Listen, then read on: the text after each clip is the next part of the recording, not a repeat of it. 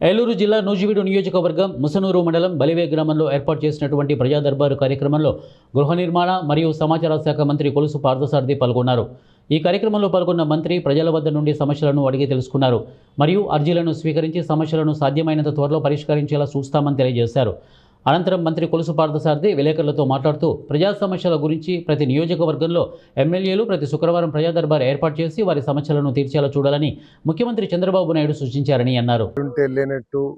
లేకపోయినా ఉన్నట్లు ఒక 5-6 సెంట్లు అటు ఇటు వారి ఇష్టం, అంటే ఒక ఆధారంగా కాకుండా వారి ఇష్టారాజ్యంగా చేసినట్టు చాలా స్పష్టంగా కనపడతా ఉంది.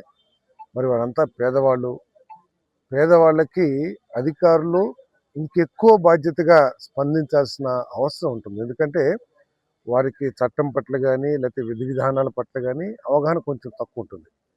సో మరి ముఖ్యమంత్రి గారు కూడా అదే చెప్తున్నారు పదే పదే. పేదవాళ్ళు నలిగిపోతా ఉన్నారు ఈ రెవెన్యూ సమస్యల మూలంగా. గత ప్రభుత్వంలో చేసిన అనేక అకృత్యాల్లో ఈ రెవెన్యూ 22A పెట్టడం, లేకపోతే వారి దారులు వీరికి, వీరి దారులు వారికి, వారి చుట్టూ వీళ్ళకి, వీళ్ళ చుట్టూ వాళ్ళకి ముడేయటం, ఇటువంటి అనేక సమస్యలు సృష్టించి ప్రజలు ప్రశాంతంగా లేని పరిస్థితుల్ని మరి గత ప్రభుత్వంలో ఉండే వాటన్నింటినీ కూడా సరిచేయాలని చెప్పేసి మరి ముఖ్యమంత్రి గారు పదే పదే పబ్లిక్గా పత్రికల ద్వారా కానీ, క్యాబినెట్లో కానీ, అసెంబ్లీలో కానీ చెబుతా ఉన్నారు. సో ఇప్పుడు నేను కలెక్టర్ గారికి కూడా చెప్పింది ఏంటంటే, ఉద్దేశపూర్వకంగా రెవెన్యూ రికార్డ్స్ తారుమారు చేసే విధంగా, లేకపోతే పర్టికులర్గా కొంతమంది వ్యక్తులకి నష్టం చేసే